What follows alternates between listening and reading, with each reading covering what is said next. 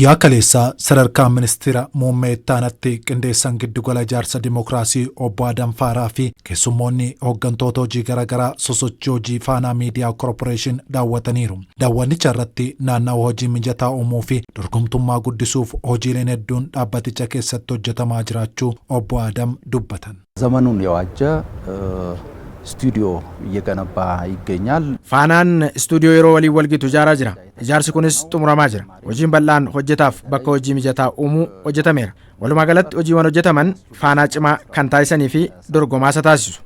ተወዳዳሪ ለማድረግ የሚያስችሉ ናቸው.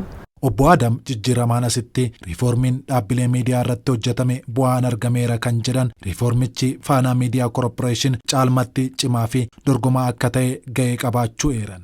ከለውጥ ወዲህ በተለይ የብዙሃን መገናኛ ተቋማት በነጻነት እንዲሰሩ jijjiiramaasitti riiformiin dhaabbilee miidiyaa irratti taasifame bilisummaan akka hojjetan taasiseera.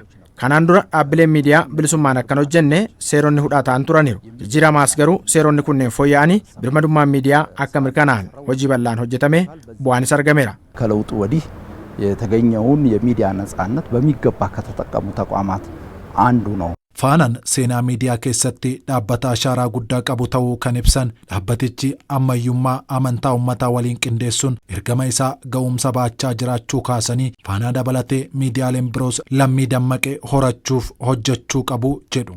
ንቁ ዜጋ እንዲፈጠር እና ዜጎች ስለ ሀገራቸው በቂ መረጃ እንዲያገኙ miidiyaaleen lammiin dammaqe akka uumamuu fi lammiilee waa'ee biyyaaf mootummaa isaanii odeeffannoo gahaa akka argatan ni taasisu. Gama kanaan miidiyaaleen deeggaramuu fi jabeeffamuu qabu. Ga'een mootummaa miidiyaaleen ergama isaanii karaa fooyya'aa ta'een akka bahan haala mijataa uumuudha. Dabalataanis miidiyaan ergama isaa akka raawwatuuf sochii keessatti haalli mijataan akka jiraatu taasisuudha.